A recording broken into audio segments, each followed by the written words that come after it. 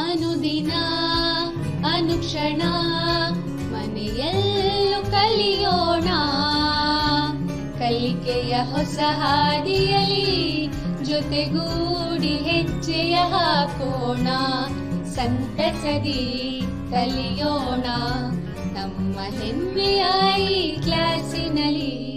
Yes sir. Yes teacher. Present ma'am.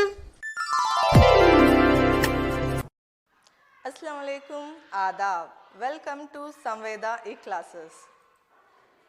मोहतरम नाजरीन और अजीज़ तलबा व तालिबात, मैं तबस्सुम मौन मौलिमा गवर्नमेंट उर्दू आला इब्तदाई मदरसा आश्रय कॉलोनी रायचूर से संवेदा ई क्लासेस में आप तमाम का दिल की गहराइयों से खैर मकदम करती हूँ।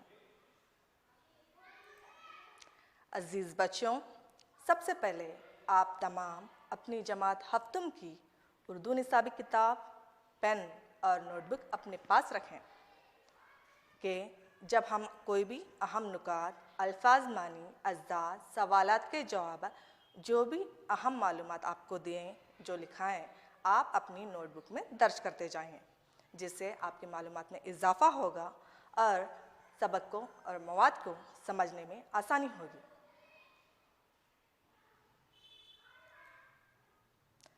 आज की नशर शुरू करने से पहले आप मुझे चंद सवालात के जवाब दीजिए। सबसे पहला सवाल, इन तस्वीरों में आपको क्या नज़र आ रहा है?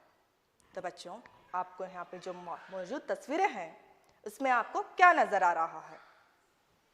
तो देखिए इसमें क्या है, क्या खासियत है इस तस्वीरों में?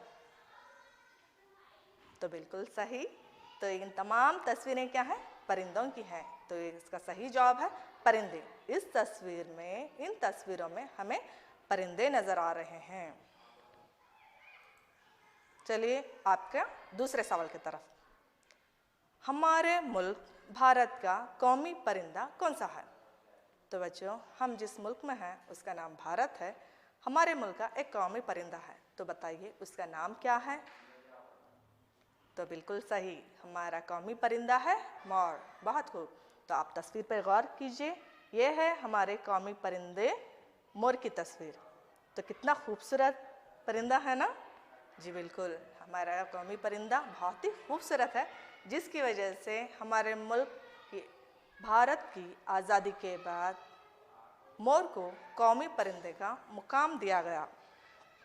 तो चलिए अगले सवाल की तरफ चलते हैं। तो आपका अगला सवाल है, चंद पालतू परिंदों के नाम बताइए। तो बच्चों, चंद ऐसे परिंदों के नाम बताइए जिसे आप पालते हो, आप पिंजरों में हो या मैदान में हो, जो अपने पास रखते हो। तो वैसे परिंदों के नाम बताइए। तो इसका जवाब बिल्कुल सही, तोता, मुर्गी, बतख, कबूतर, बहुत सारे ऐसे परिंदे हैं जिसे आप अपने घरों में पालते हैं। तो चलिए अगले सवाल की तरफ। तो आपका चौथा सवाल है, इस तस्वीर में मौजूद परिंदा कौन सा है? तो बच्चों, इस तस्वीर में जो परिंदा आपको नजर आ रहा है इसका नाम क्या है? तो सही जवाब बिल्कुल कबूतर। ये क्या है? कबूतर की तस्वीर है। इस तस्वीर में मौजूद जो परिंदा है वो कबूतर है। तो अजीज़ तलबा व तालिबात, आज हम जमात हफ्तुम की उर्दू निसाबी किताब शुमार 7 की नज़म कबूतर, जो सफ़ा नंबर 51 पर मौजूद है, पढ़ेंगे। सबसे पहले हम नज़म के मुतालिक जानेंगे। नज़म अरबी ज़ुबान का लफ्ज़ है। नज़म के मानी है लड़ी में पुरोना और तरतीब देना है। नज़म वो मज़लूम कलाम है जिसमें कोई ख़याल या मौज़ू को तरतीब और तंज़ीम के साथ पेश किया जाता है, जिसमें आज़ादी ख़याल की पूरी गुंजाइश होती है। नज़म सिर्फ़ यही मवाद इसी मज़मून पर लिखने का नहीं है। आप किसी भी मज़मून पर, किसी भी मवाद पर, किसी भी ताल्लुक़ से आप नज़म लिख सकते हैं। तो चलिए अब आगे बढ़ते हैं। आज की क्लास शुरू करने से पहले अब हमने निज़ाम के बारे में जाना, तो चलिए आज हम इस क्लास में क्या क्या पढ़ेंगे इसके अहम नुकात को जानेंगे। तो आज के अहम नुकात हैं, सबसे पहले हम शायर का तारुफ हासिल करेंगे, नज़म कबूतर पढ़ेंगे और उसके अल्फाज व मानी जानेंगे, अशार की तशरीह करेंगे, उसके बाद मशक़ी सरगर्मियाँ हल करेंगे और आखिर में घर पर काम देकर इस क्लास को ख़त्म करेंगे। तो बच्चों चलिए सबसे पहले हम शायर का तारुफ हासिल करेंगे। तो आप गौर से इस तस्वीर को देखिए कि ये हैं इस नज़म कबूतर को लिखने वाले शायर। इनका नाम मोहम्मद गौस खतीब है, नाम मोहम्मद गौस और तखल्लुस खतीब। मोहम्मद गौस खतीब 1941 में आपकी पैदाइश शहर नागमंगल ज़िला मंड्या में हुई। आप मौजूदा दौर के अहम शायर हैं। मैसूर यूनिवर्सिटी से पहले तारीख़ में एमए किया, फिर उर्दू में एमए की सनद हासिल की और दर्स व तदरीस से मुंसलिक रहे। ज़ाती मुतालिया और मश्क से शायरी पर उबूर हासिल किया। कारवाने अदब, बज़्म गालिब बेंगलुरु, बज़्म इकबाल मैसूरू और गुलजार अदब चन्नपट्टन की शायरी महफिलों में अपना कलाम पेश किया और दादे तहसीन हासिल की। रोज़नामा सालार, रोज़नामा राष्ट्रीय सहारा और रोज़नामा सियासत बेंगलुरु में इनकी तख्लीक़ात शाया होती रही हैं। इनका ये अदबी और शायरी सफ़र अभी जारी है। तो बच्चों चलिए नज़म शुरू करते हैं। तो आज हम नज़म कबूतर के पहले के 3 अशार पढ़ेंगे। तो चलिए शुरू करते हैं। नज़म कबूतर। है खुशनुमा कबूतर नाजुक सी जान इनकी, है खुशनुमा कबूतर नाजुक सी जान इनकी, छोटे हैं पर फिज़ा में ऊंची इड़ानी इनकी। नन्हे से ये परिंदे इनकी अदा निराली, नन्हे से ये परिंदे इनकी अदा निराली, रंगत सफ़ेद इनकी और कुछ की काली काली। उड़ने का इनके मंज़र लगता है क्या सुहाना, उड़ने का इनके मंज़र लगता है क्या सुहाना, मीनारों मस्जिदों पर इनका सदा ठिकाना। तो चलिए एक और मर्तबा इस नज़म को पढ़ेंगे। है खुशनुमा कबूतर नाजुक सी जान इनकी, है खुशनुमा कबूतर नाजुक सी जान इनकी, छोटे हैं पर फिज़ा में ऊंची उड़ान उनकी।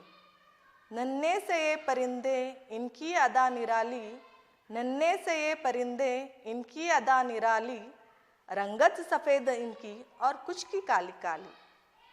उड़ने का इनके मंज़र लगता है क्या सुहाना, उड़ने का इनके मंज़र लगता है क्या सुहाना, मीनारों मस्जिदों पर सदा इनका ठिकाना। तो बच्चों कैसी लगी नज़म? चलिए अब इस नज़म में मौजूद अल्फाज और मानी जानेंगे। तो अब हमने जो नज़म पढ़ी, जो 3 अशार पढ़े हैं, उनमें मौजूद अल्फाज और उनके मानी। अल्फाज और माने। खुशनुमा, खुशनुमा लफ्ज़ के मानी है खूबसूरत। मंज़र, मंज़र के मानी है नज़ारा। निराली, निराली के मानी है अनोखी, अलग से, हट के। सुहाना, सुहाना के मानी है दिल पसंद, जो आपको दिल को पसंद आए तो है सुहाना। नन्हे यानी छोटे छोटे। सदा, सदा के माने हमेशा, जो हमेशा रहते हैं उसे सदा कहता है। ठिकाना, रहने की जगह जहाँ हम रहते हैं उसे ठिकाना कहते हैं। अदा, अदा यानी अंदाज। तो बच्चों जो यहाँ पर अल्फाज और मानी दिए गए हैं, आप उन अल्फाज और मानी को अपनी कॉपी और पेन का इस्तेमाल करते हुए अपने नोटबुक में अच्छी तरह से सही अल्फाज को, सही हिज्जों को लिखते हुए इनको मुकम्मल कीजिए। हुर्फ़ों की शनाख्त सही हो, नुक्ते सही जगह पर लगाते हुए अल्फाज और मानी को अपनी नोटबुक में दर्ज कीजिए।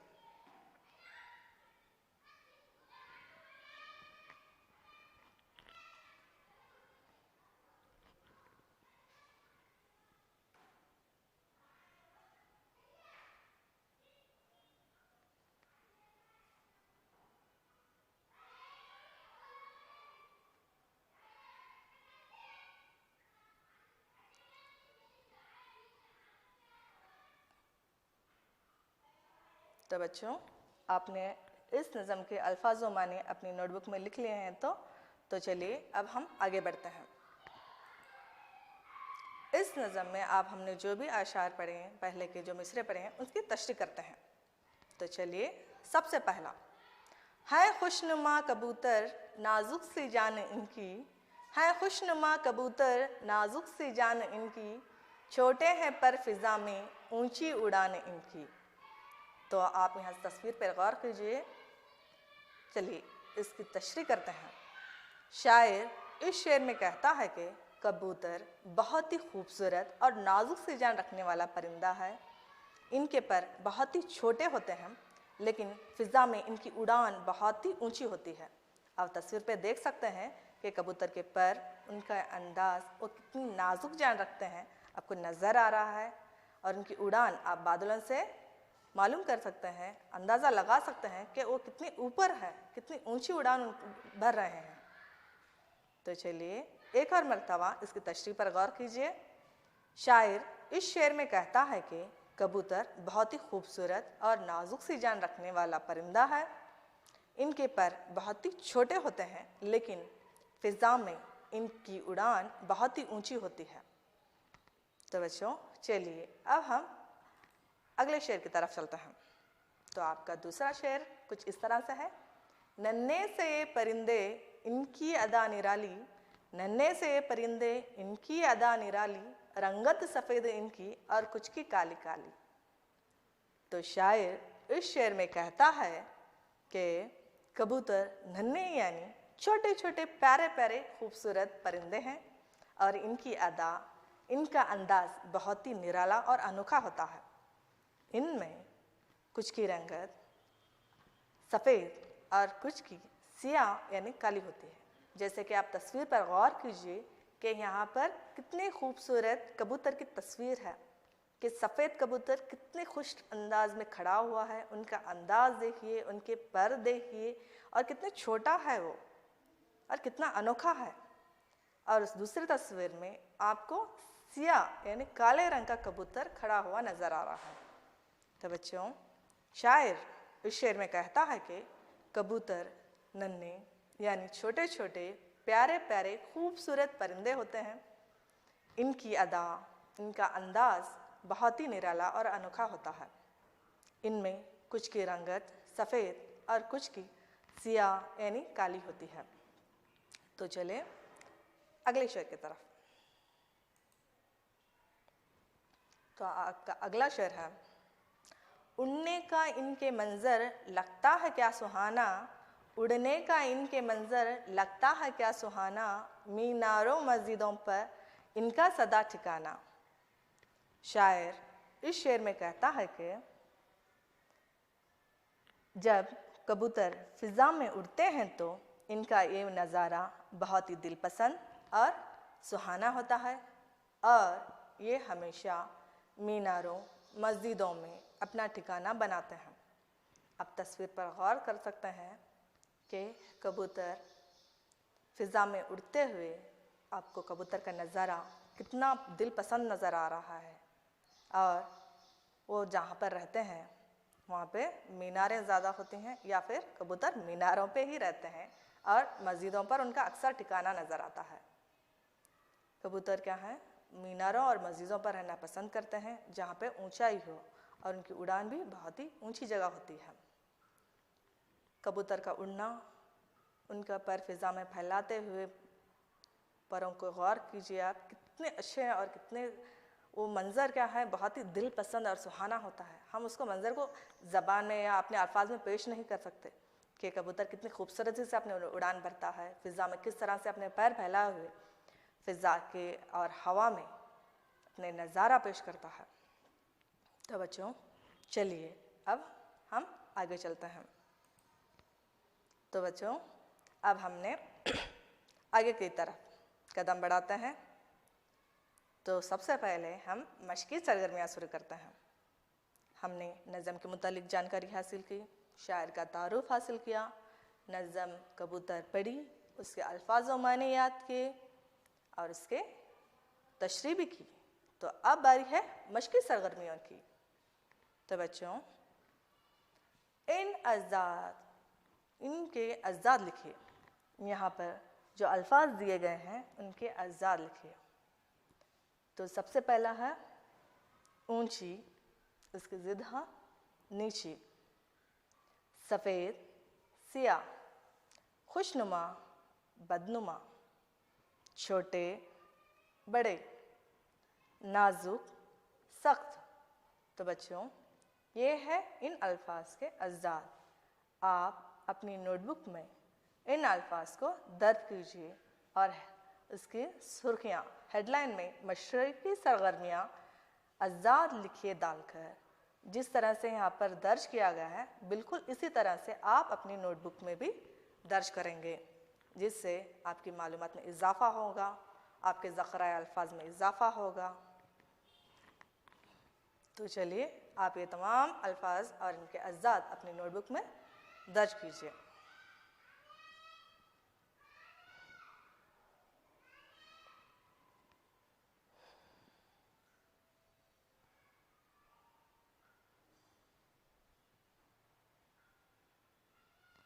अज़दाद या अल्फाज लिखते हुए खुशख़ती का ख्याल कीजिए और नुक्तों को उनके सही जगह पर, सही मुकाम पर लगाइए। सब लोग अपनी अपनी कॉपियों में हर एक अहम नुकात दर्ज कीजिए, जिससे आपको आगे चलकर आसानी होगी।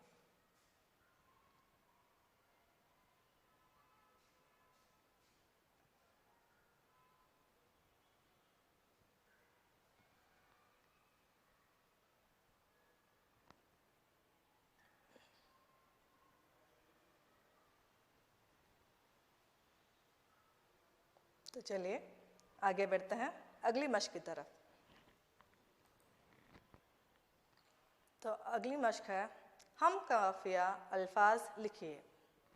तो बच्चों, हम काफ़िया अल्फाज लिखिए। इस नज़म में मौजूद चंद हम काफ़िया अल्फाज यहाँ पर दर्ज हुए हैं, तो आप उनके अल्फाज क्या हैं यहाँ पर गौर कीजिए। तो जैसे कि निराली, इसके हम काफ़िया लफ्ज़ है काली। जान, उड़ान, सुहाना, ठिकाना, सदा, अदा। तो ये हैं इस नज़म में मौजूद, जो आज हमने पढ़ी है उसके अंदर मौजूद हम काफ़िया अल्फाज। तो एक और मरतबा इसे पढ़ेंगे। निराली, काली, जान, उड़ान, सुहाना, ठिकाना, सदा, अदा। तो बच्चों, अब आप इन हम काफ़िया अल्फाज को भी अपनी नोटबुक में दर्ज कीजिए।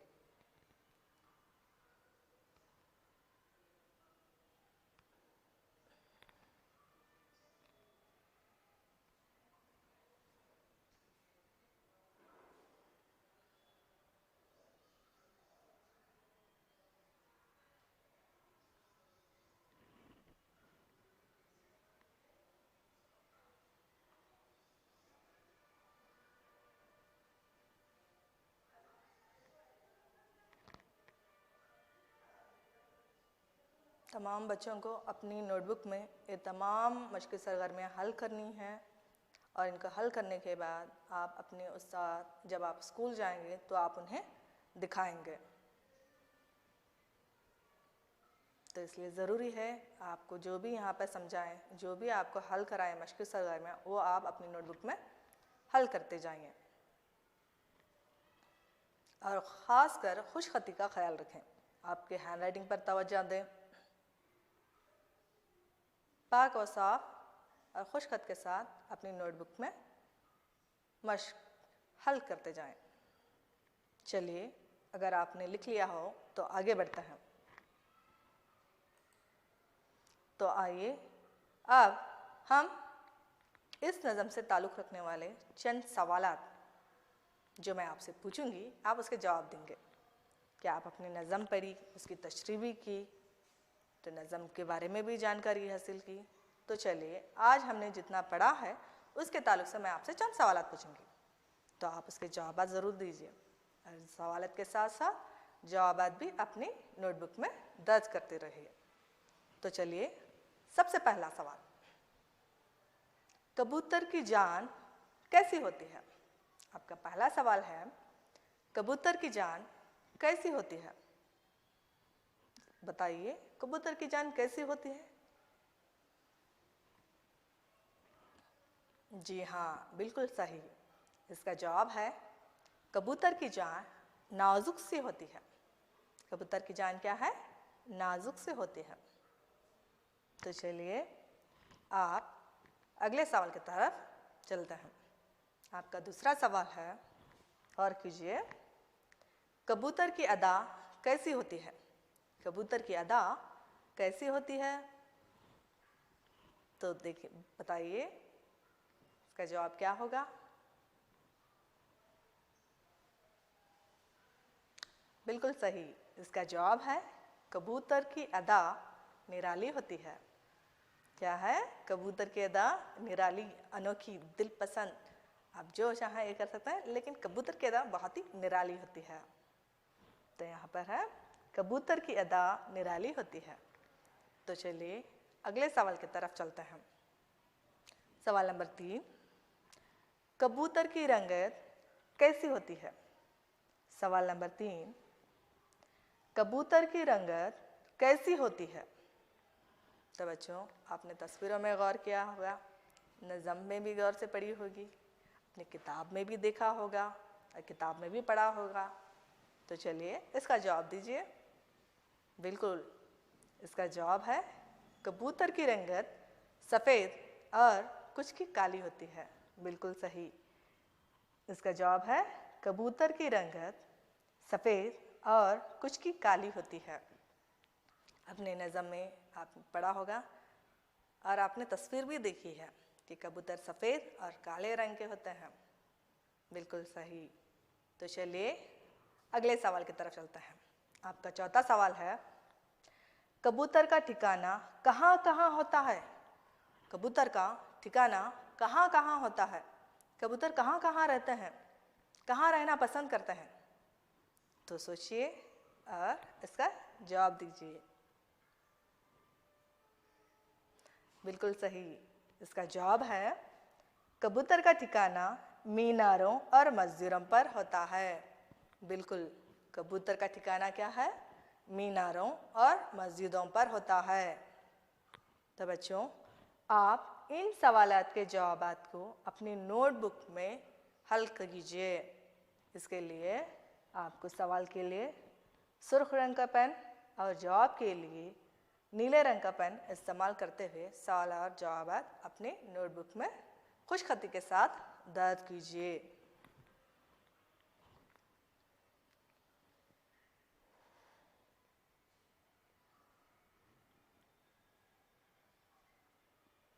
सब लोग अपने अपने नोटबुक में इन सवालात के जवाब हल करना बहुत ही ज़रूरी है कि आप सबको जब आपके स्कूल रीओपन होंगे तो आपको ये तमाम अपने उस्तादों को दिखाने हैं।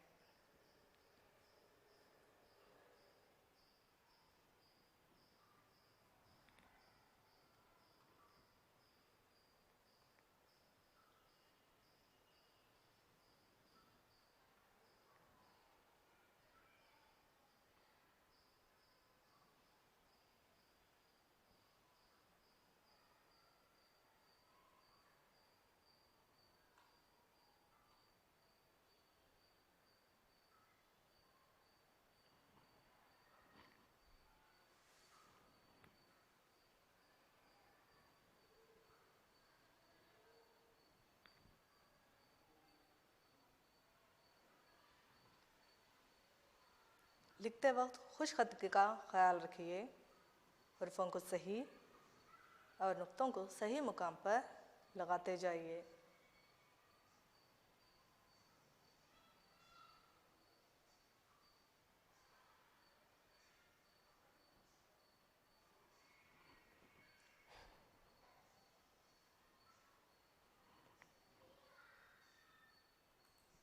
तो चलिए आगे बढ़ते हैं। तो आज हमने जो भी पढ़ा, नज़म कबूतर की मालूमात हासिल की, नज़्म कबूतर किसने लिखी, शायर का तारुफ, नज़म का तारुफ, अशार की तशरीह, अल्फाज व मानी, मशक़ी सरगर्मियाँ, इन तमाम को आप घर में एक मरतबा यादा ज़रूर कीजिए। चलिए अब आप घर पर काम होमवर्क देती चलूँ। तो आप आज का होमवर्क है कबूतर की अदा और ठिकानों के मुतालिक नोट लिखिए। तो बच्चों, आज हमने जो जो पढ़ा, आपने जो जो आपके पास ज़ाती मालूमात हैं उनको अपने अल्फाज में इस्तेमाल करते हुए कबूतर की अदा और उसके ठिकानों के मुतालिक नोट लिखेंगे, जो कम से कम एक आधा सफ़ा तो ज़रूर होना चाहिए, जिससे हमें मालूम होगा कि आप कबूतर के मुतालिक क्या क्या जानकारी रखते हैं।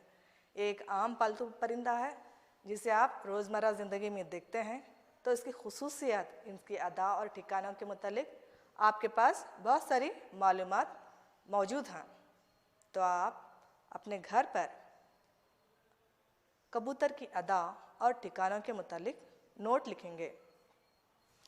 शुक्रिया, अल्लाह हाफ़िज़। अनुदिना